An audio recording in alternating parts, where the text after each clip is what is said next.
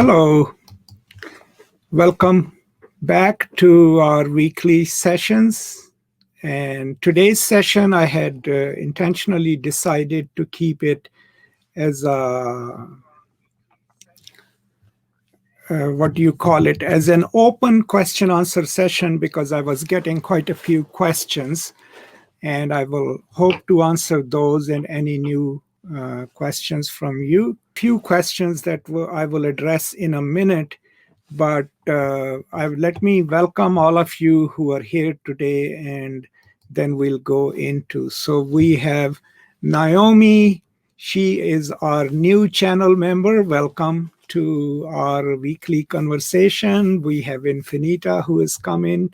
Thank you so much for joining us from Spain.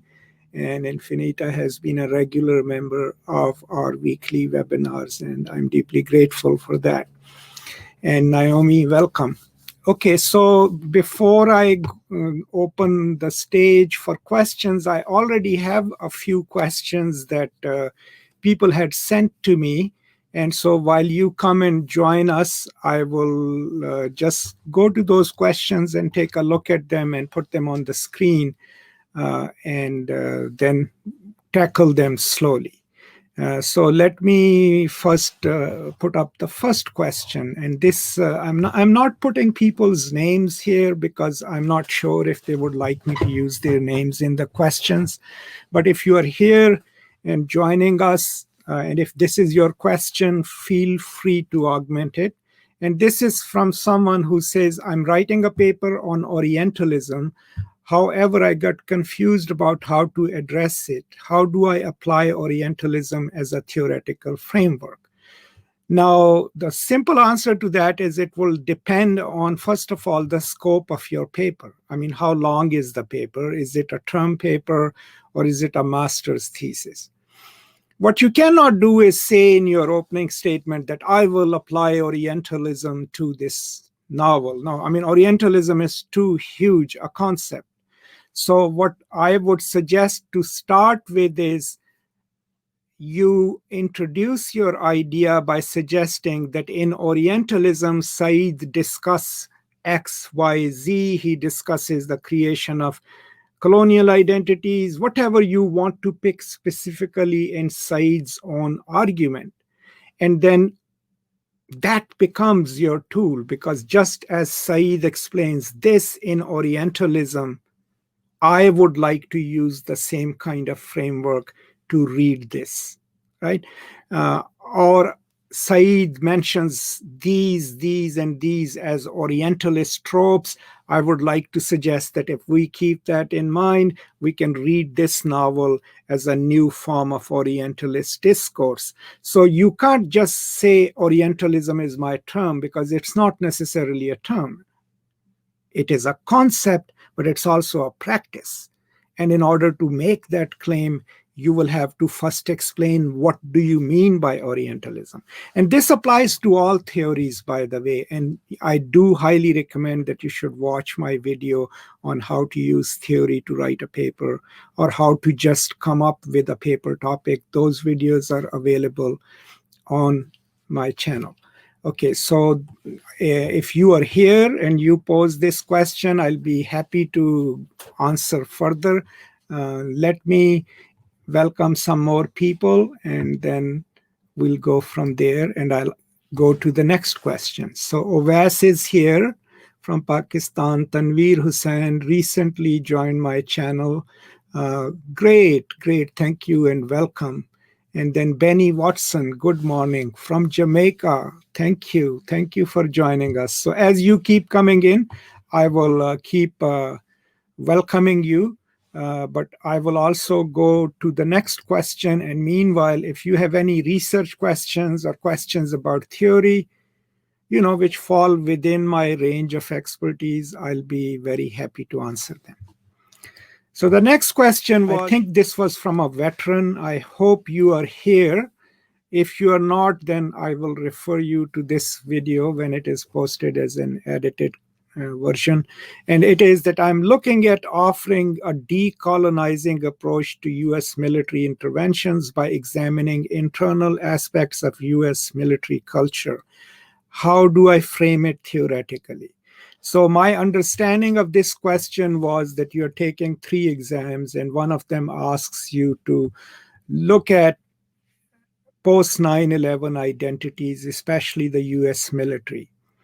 So, in order to do that study, of course, what you will have to have access to is the identity forming practices of the US military. What are their training manuals? How are they used? How are people trained to view themselves as soldiers?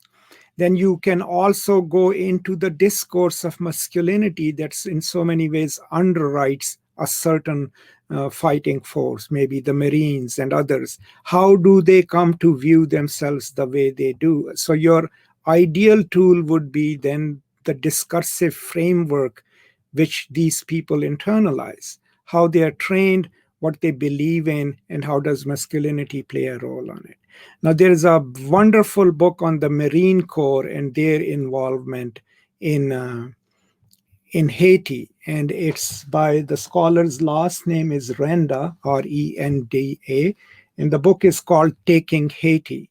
And that's a great example of studying the evolution of Marine Corps from the president's troops to the current day Marine. And it relies on the discourses of identity that Smedley Butler, the first commandant of Marine Corps, and others employed in defining what constitutes the Marines. So that would be my suggestion for you, my veteran brother. So, but if you're here and if you have questions, please feel free to ask them. Okay, Mary, welcome back. Thank you so much for joining me. So I have another announcement too, and that is that after today, we will move back to our post-colonialism class and discuss it. But these webinars, I'm only going to do the first 3 Saturdays as open webinars. And then the 4th Saturday would always be what I have promised to the channel members.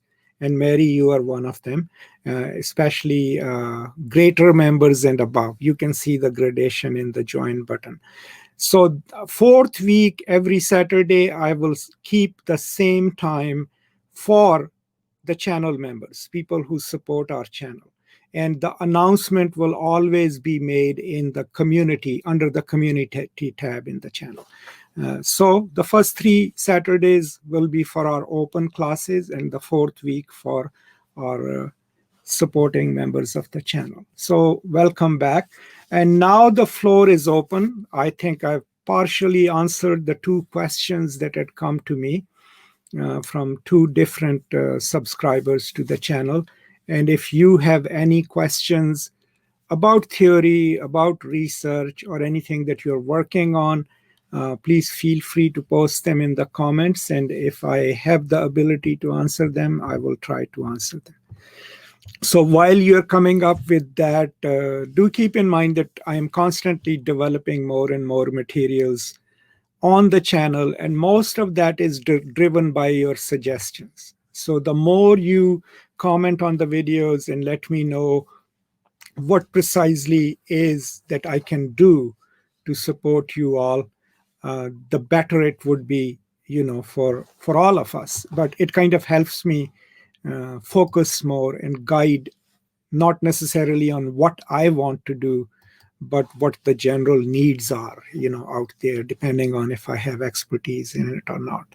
So, okay, so Benny Watson, thank you. Let me put your question up here. I'm trying to apply a post-colonialism to the practice and production of tourism in the Caribbean. That's a really good idea. So what you want to do is, if you are from Jamaica, you have probably watched Life and Debt, right? Stephanie White's movie, Life and Debt. If not, you can watch that.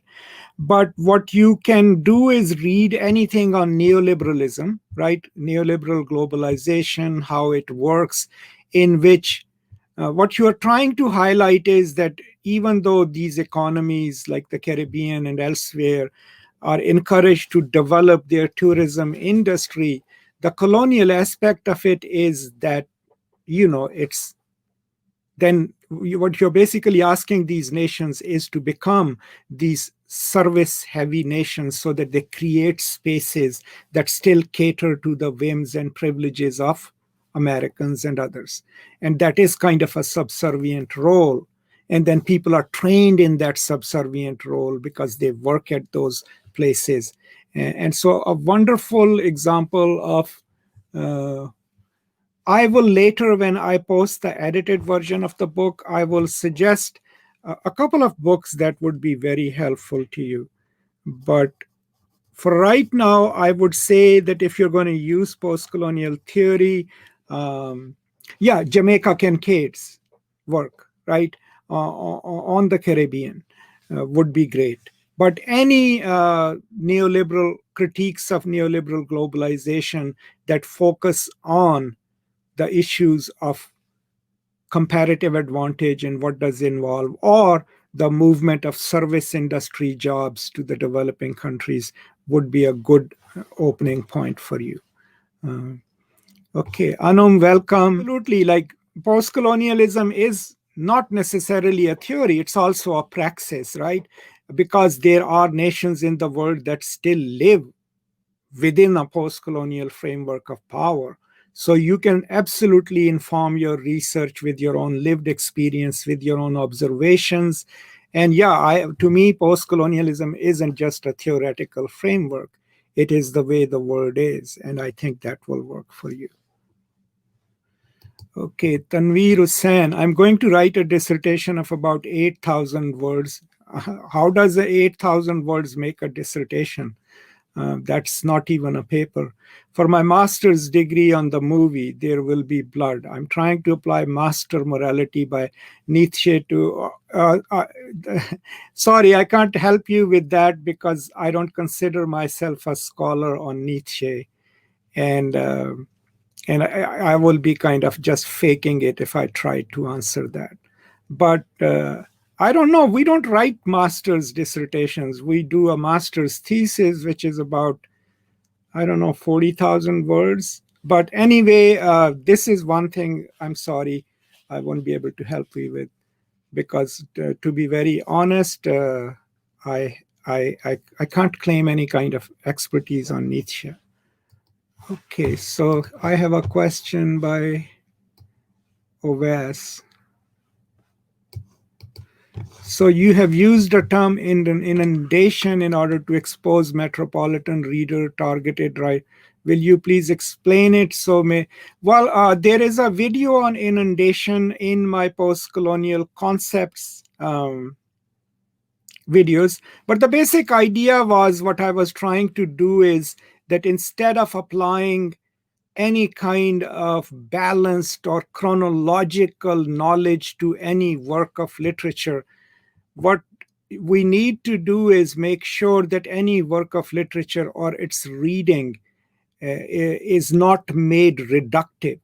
So in order to do that, my first argument is that the text is not a point of arrival, it should be a point of departure. So we shouldn't read Midnight's Children to learn about India, right? But when we read it, we should infuse it with so many different knowledges that extrapolating one meaning becomes impossible. And in the process of doing so, we render the text, if not necessarily more complex, at least impossible to reduce through one lens or the other.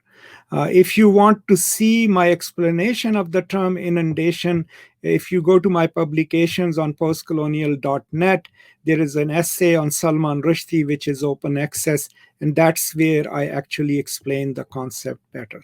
But there is also a video under the postcolonial concepts list in which I explain it. Okay, so Ram Krishnan, very, very welcome to you. And Hina Mir, welcome back. Mary, you have a question. My work is on the impact of colonialism on indigenous religion using post-colonial. I don't know if post-colonial theory, but if you look into the Subaltern Studies project's work, the 10 volumes or anything, anything that deals with overwriting of indigenous religions with dominant religious groups will help. But my guess is that the best sources for that will come to you from the Subaltern Studies Collective, especially within the context of India, because that is one area where their research is.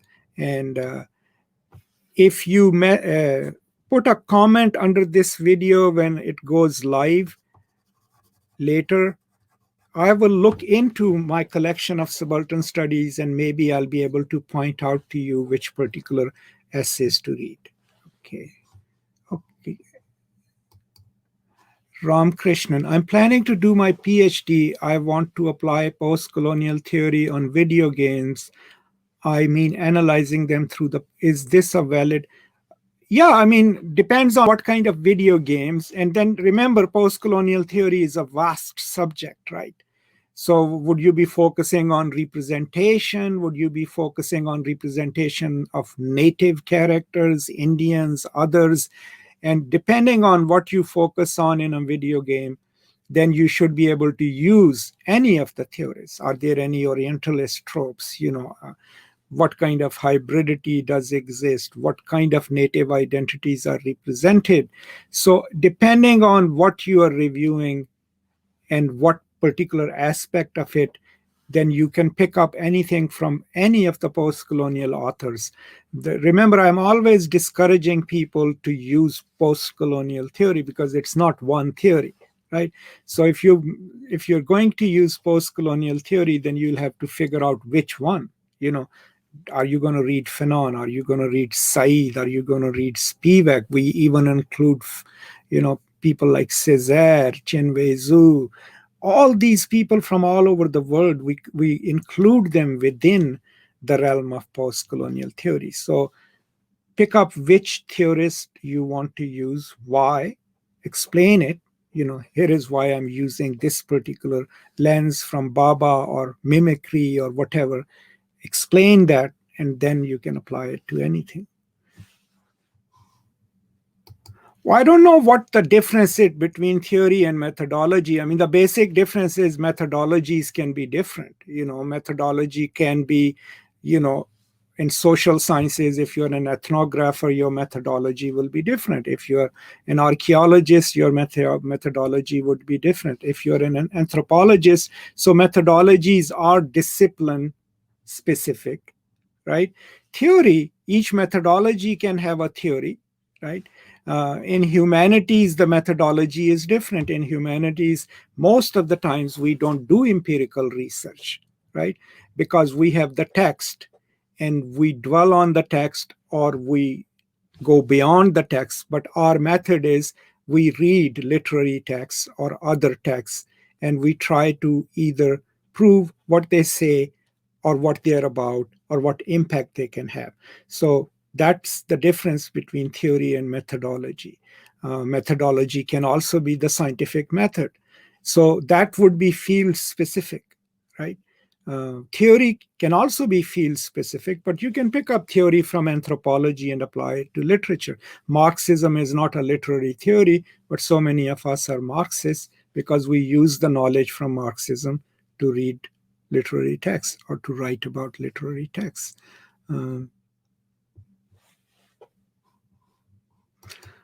Malini, how do you describe the contribution post-colonial theory has made to our...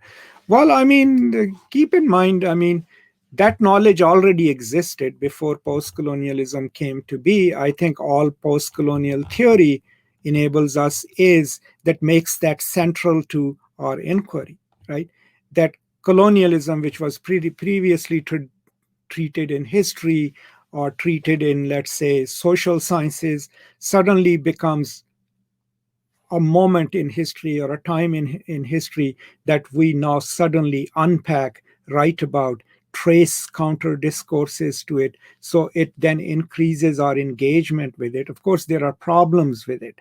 The problem is that then the blame on post-colonial theory is that they tend to privilege the colonial experience, which in my opinion is not the case, but it enables us to center around this historical phenomena and see what kind of cultural production happened during that or after that, and then we read and respond to it. So I think that's a great contribution of post-colonial theory and studies as a field. There's another thing that I need to clarify. Now, I'm not sure about India, but in Pakistan, the way English department papers are being written is not how I am accustomed to writing it or I am accustomed to teaching it. We don't write our dissertations like social science dissertations. So we don't have, here is my hypothesis, and here is my delineation, and here is my literature review, and here is what I would try to prove. We don't write like that in humanities. I'm pretty sure none of the universities in United States at least teach humanities writing like that. What we do is we ask our students to write an introduction, and in the introduction they introduce what theory would they be employing and why, and then they can have a different theoretical approach for different chapters. And then in the introduction, they also lay down what chapters are they writing and how would they be dealing with those chapters. And then each chapter can be a standalone essay, having its own thesis and its own supporting sources, whatever. So I'm always baffled to answer questions about how to write a dissertation to Pakistani students, at least, because I'm not accustomed to writing a dissertation like that. I've never trained anyone to write a dissertation like that. And I think it does the students a disservice to ask them to write a humanities dissertation like a social science dissertation, because if they convert it to a book, there is no publisher who will publish that structure as a book. Have you ever seen any books that say, here is my hypothesis and here are the three scholars I'm going to read, here is my... No. Books have introductions, preface, and then chapter 1, chapter 2, chapter 3. So if students are encouraged to write, I think the way my students do it, or humanities students over here, it's easier for them to transform a dissertation into a book. So while you're coming up with the questions, again, what we have decided is that first 3 Saturdays of the week, we will focus on whatever we are doing, post-colonialism course or a webinar every now and then like this. And the 4th Saturday is what I will keep for the channel members, because I promised them that those of them who join at a certain level and above, I will at least offer them one webinar a month. So I'm going to keep the 4th week for them, and all of it will be announced under the community tab of the channel. Can we also decolonize or indigenize research project or theory, and will it be acceptable? It depends on who you are offering it to. To me, absolutely it will be acceptable. But here is the deal. A lot of people who think that they are going to decolonize, there is a difference in how you decolonize. And the decolonize is, you can't just insist on this is my knowledge and I'm going to just use that now. If you want to have an impact in the world, then you insert your knowledge into the dominant discourse or against it. But for that, you must know where the dominant discourse is. You can't just keep, running circles in your own little indigenized world and think it will make a difference. So in order to intervene and decolonize knowledge, you have to first also understand what the colonizing knowledge is. So that decolonization or indigenization must come with that knowledge. Otherwise, you don't even know what you're challenging. Another trap not to fall into is nativism. And what's happening in Pakistan, at least, is indigenization is actually another term for Islamization. So people are recovering Islamic texts, which is a good thing. I do that too. But just offering them as an ultimate answer to world's problems or Pakistan's problems, I think, is a disservice.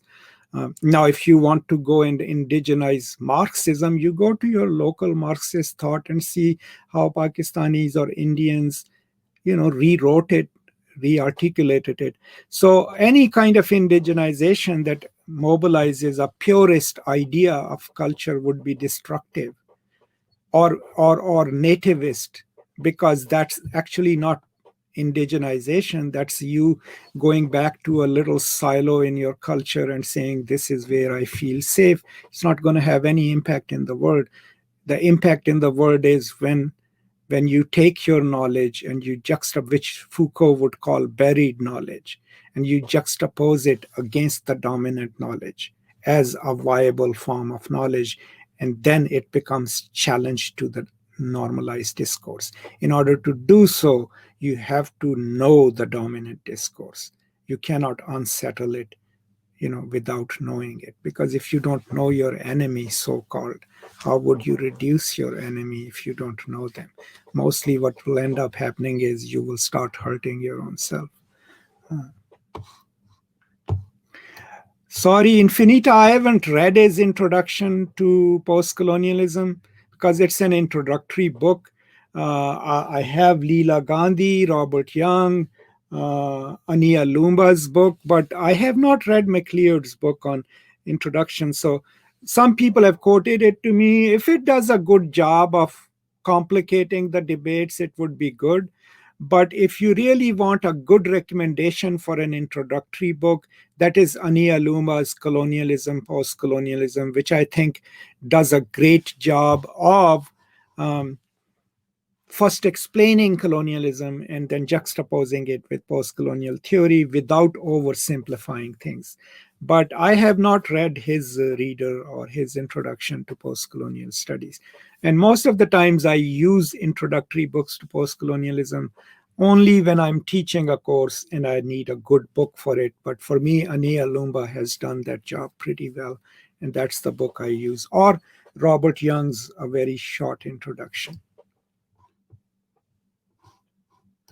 Well, Ovas, every video you watch, or if you go to the main channel homepage of the channel, there is a join button.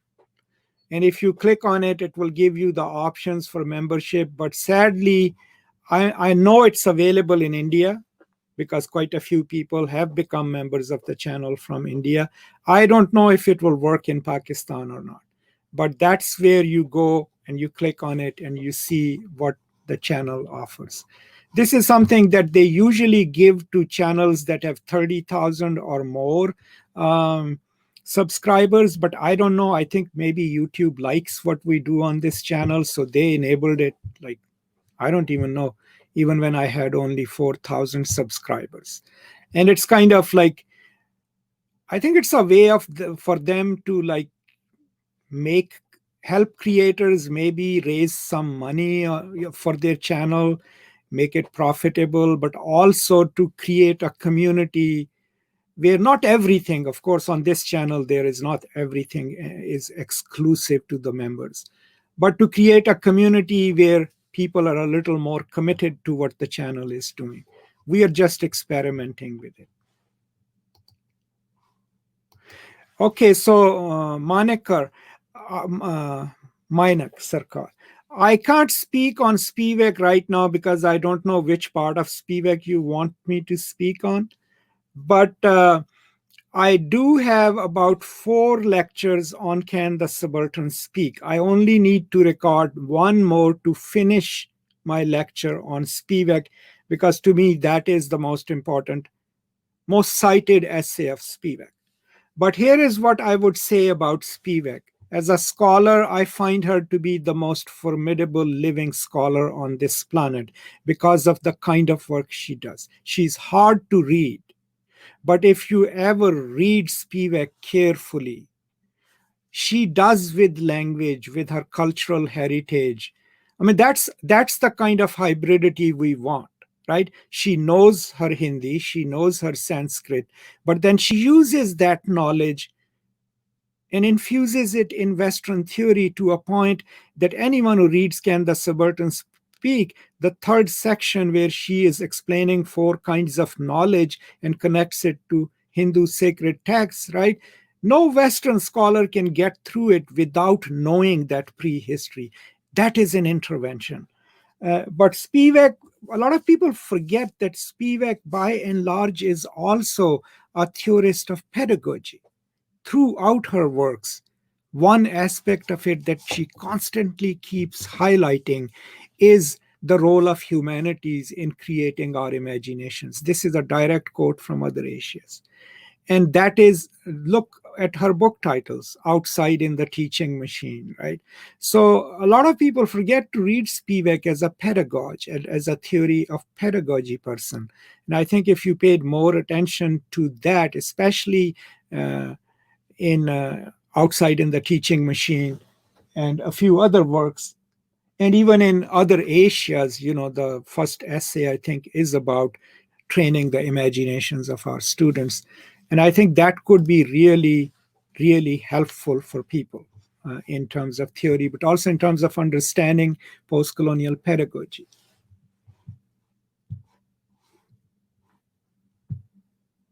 Okay, Akshali, welcome.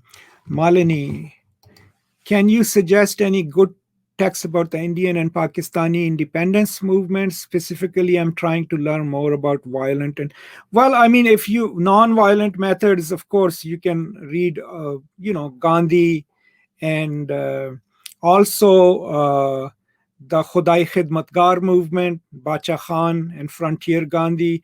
Those would be two very interesting. And in India, probably Bacha Khan is a forgotten figure. So is he in Pakistan too. Pakistanis are really good at forgetting the good parts of their own history. But I would suggest if you want to do a comparison, you pick up Gandhian readings and then find whatever is available in English on Badshah Khan, right? Because he was a Congress leader, but he was also a pacifist leader of the Khudai Khidmatgars. And that would be a really interesting and also non-violent. How did someone from the Pakhtuns of KPK, how was he able to develop a popular movement of Pathans who were pacifists, right? They were called the Red Shirts. And there are quite a few books in English on it. Oxford has a good book on it too. So I will highly recommend those, that book. But other than that, if you're looking for novels and others, I mean, just do a basic research. But in terms of scholarly topic, the Gandhian influence on Bacha Khan and the pacifist movement launched by Bacha Khan and Dr. Khan Sahib would be a really good study. In Pakistan. So the join button is not available in Pakistan. So I'm sorry about that. So yes, Ram Krishnan. Yes, I am continuing to do Said's Orientalism. Actually, I am editing one of them just now, and maybe it will go live either tomorrow or day after tomorrow. But that is a long project. As you know, it's a huge book, but it's also a project that's dear to me. So I will continue recording on that, also on pedagogy of the oppressed. These are the two main topics we have going on the channel right now of reading and discussion. And then the third one, which is developing, is the Franco Berardi's The Soul at Work. So these three, I will inshallah see them through.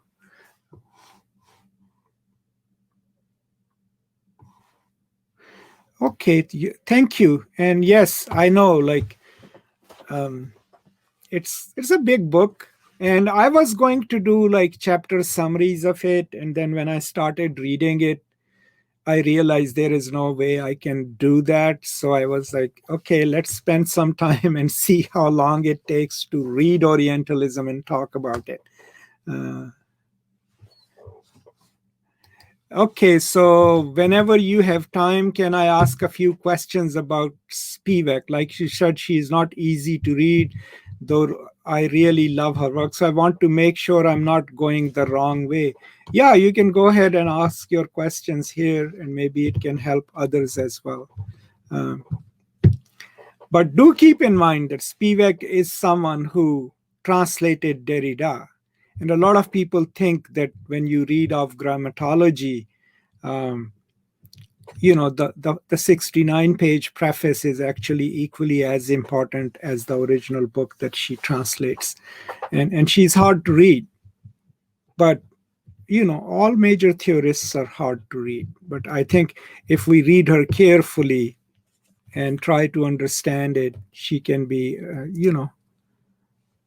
a transformative theorist to work with. You had asked for when we will do so fourth week of November is when Anum, you as well, we will do the webinar for members, and I will post the announcement. The time would be pretty much the same as this one, but I'll post the announcement in the community section, and that way you can all join us. And we'll have a limited conversation, but we can have just an open question answer. Okay, so here is the concept of native informant. Would you say that it changes from a subaltern position and takes multiple forms, and that identity resides in multiple people? Well, first of all, the concept of the native informant, even in her book Towards Postcolonial Reason, if you read it carefully enough, the last paragraph, let me see if I can read it here, is actually a dig at the concept of the native informant.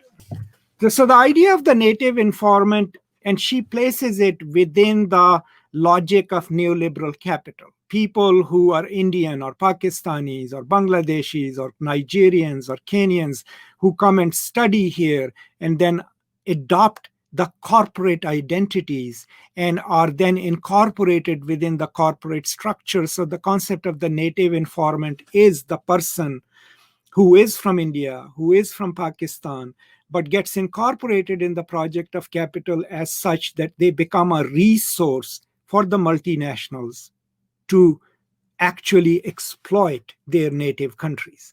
And they sell their expertise as a native informant to enable these corporations to do so. That is what she means, roughly speaking, being a native informant. Or you and me getting our PhDs, right?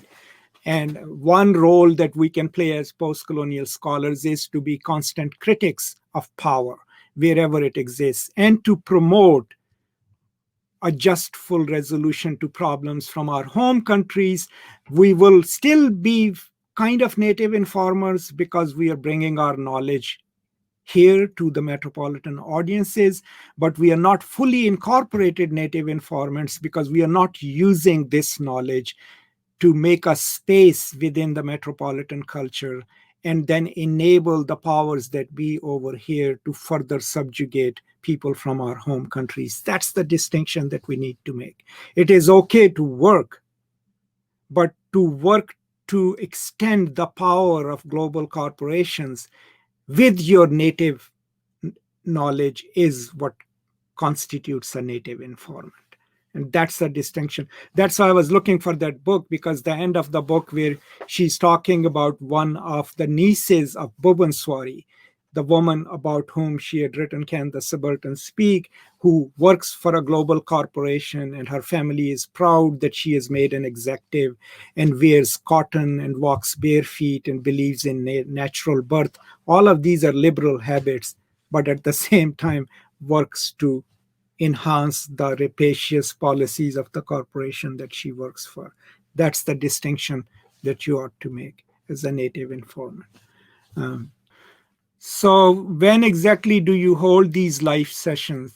Well, all our live Saturday sessions start at 10 o'clock US Central Time, which now I think, I don't know what time in India would that be, but it's US Central Daylight Time, and we hold them every Saturday. And if anytime you are in doubt about whether or not we'll be having a session, all you need to do is go to the community section on the channel and the announcement will be there. Yes, I got that from, but I mean through time, like when she traces it through Hegel, like there is a transition in the native. Well, that is a very hard question for me to answer because I have to reread the book.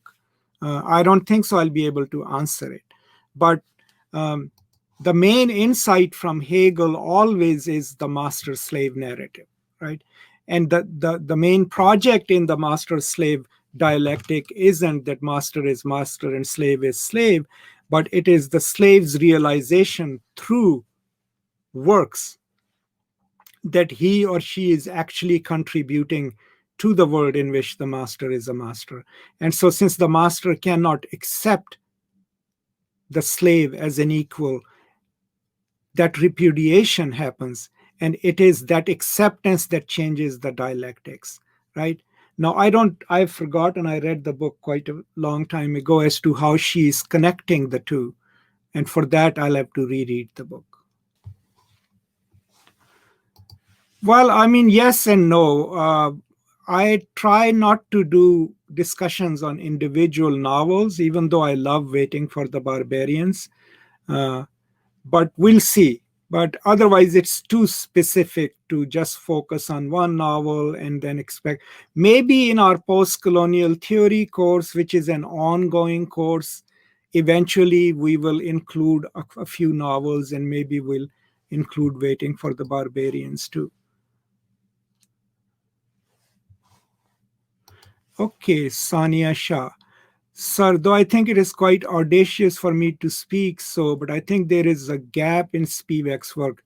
Oh, well, you can say whatever you like. I mean, I don't care whether there is a gap or not. No one, Spivak doesn't have a responsibility to Muslim women. She absolutely has no responsibility to Hindu women as well. And the Muslim women, if they feel there is a gap in Spivak's work, they are welcome to challenge Spivak and write about it. I don't think so. It's Spivak's job to account for Muslim women and how other people have already done that. Chandra Mohanty has done that. Laila Abu Lughad has done that. Quite a few Pakistani scholars and Indian scholars have done that. So I won't consider it a gap because Spivak doesn't offer herself as a universal feminist or a specialist on Muslim women's predicament in it.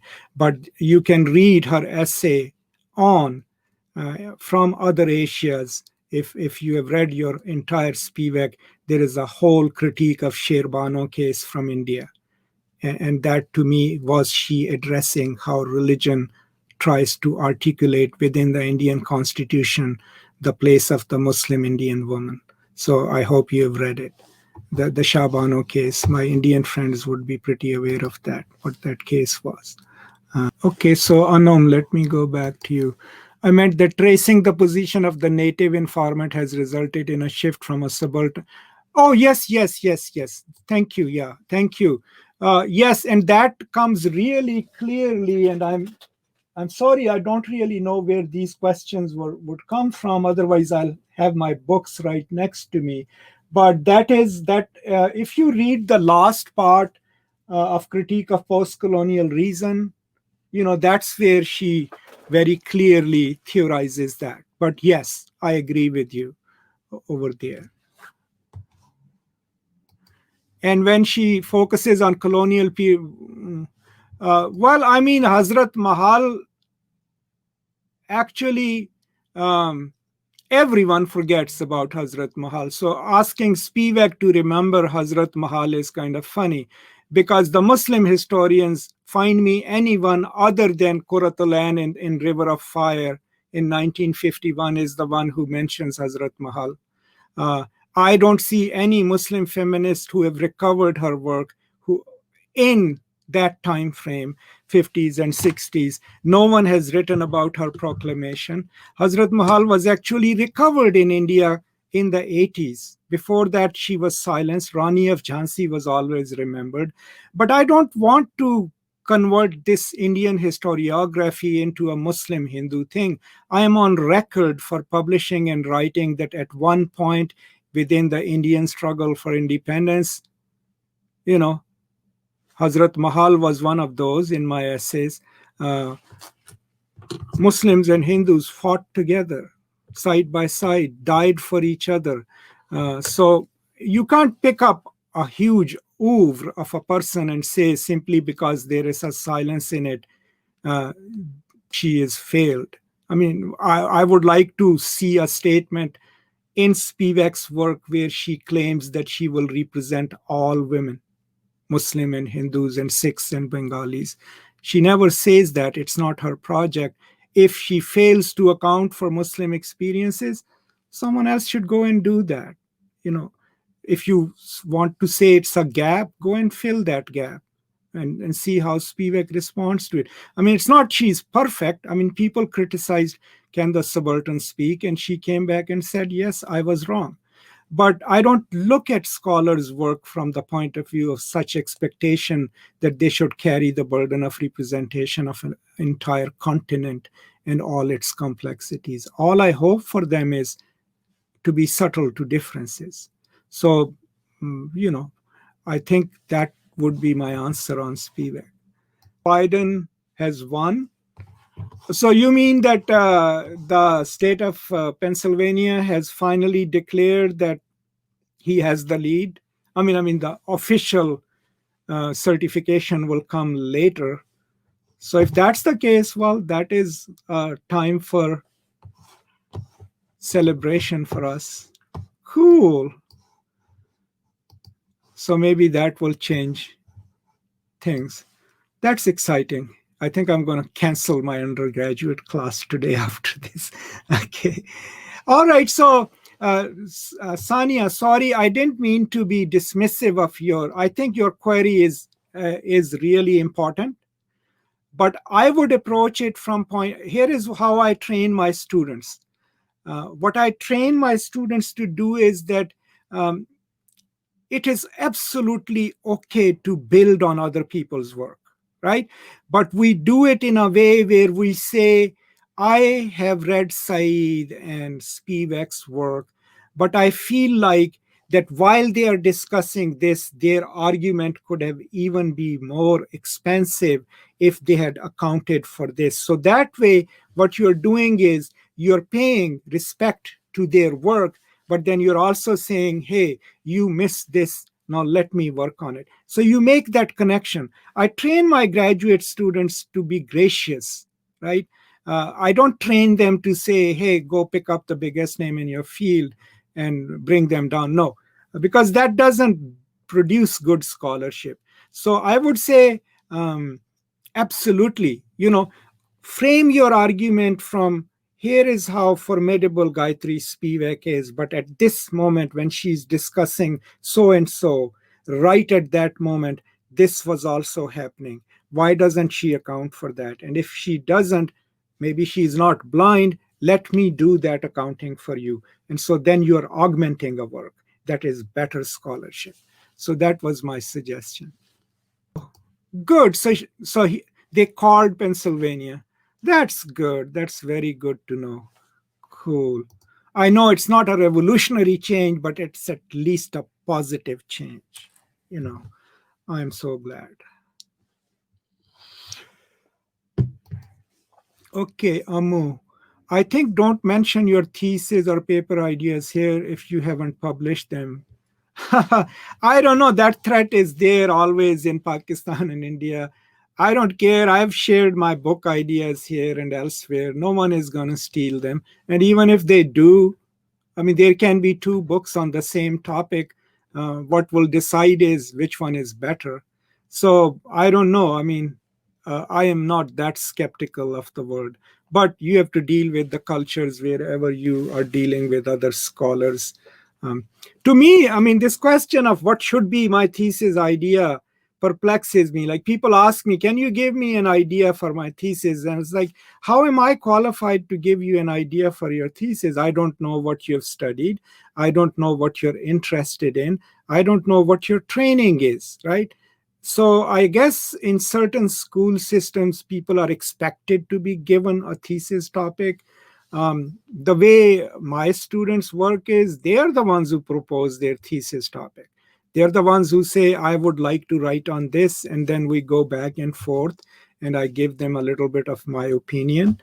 So I'm always perplexed when people ask me to tell them what their paper topic should be. And my idea is, well, in order to give you that, I need a lot of information, right?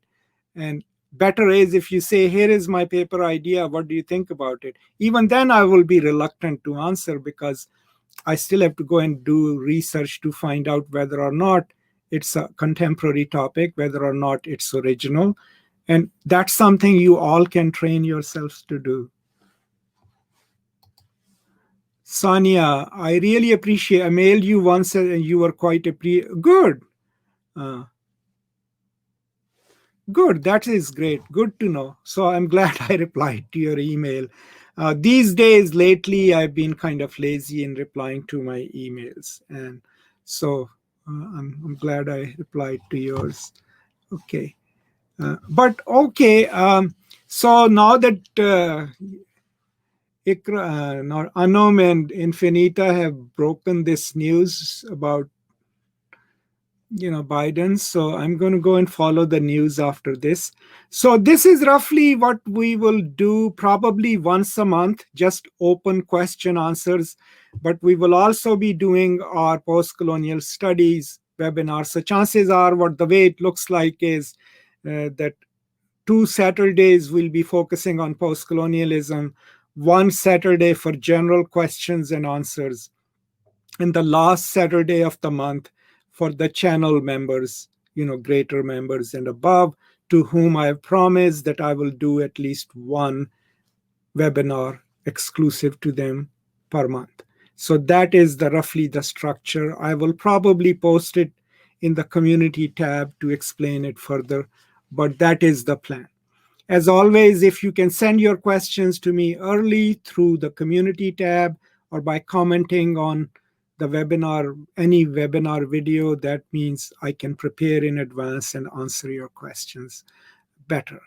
So, Benny, I'm finding that I'm inclined to look at post-colonialism less as theory and more as, yeah, absolutely. I think, and we should I think I answered that, but I think I went back in my conversation. So yeah, I mean, post-colonialism, of course, is a set of theories and ways of thinking colonialism, but it can be history of colonialism, history of post-colonial nation states, their relationships amongst each other, then colonialisms within the nation itself.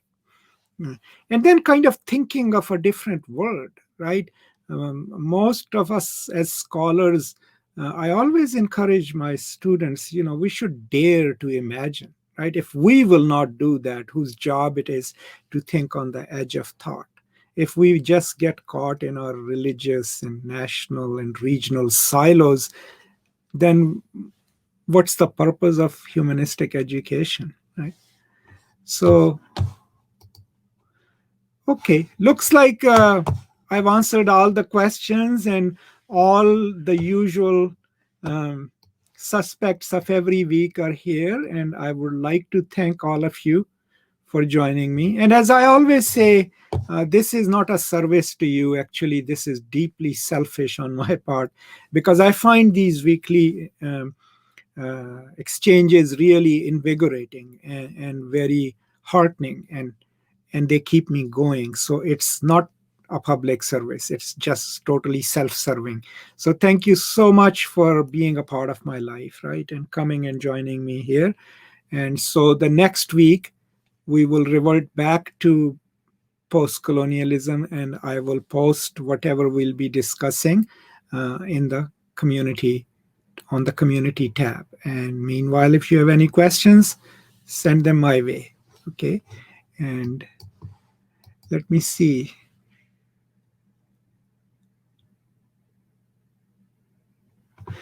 Okay, good. Anum has a question, and I'll go back to it. Yes, absolutely. I had a question. Can post-colonial research include a research on theory, maybe expanding or developing it? Absolutely, but not for your dissertation. Your dissertation, what we are hoping is that you will finish. So we encourage you to write, a manageable dissertation. But beyond that, when you write your book, absolutely, theorize as much as you like. But I have done it in my undergraduate, in my PhD degree. Even the first article that I published was trying to theorize something, but it wasn't trying to challenge the whole field. It was trying to theorize a concept. So based on I think you can't make your whole dissertation into a theory project, but part of it can be theorizing a new concept and using it. But most mentors and directors at this stage in a literature department will expect you to write a traditional dissertation that deals with literary texts. And then when you go beyond that, yes, absolutely, you can theorize and coin new terms or challenge old terms, absolutely. Okay, so it looks like we can conclude, and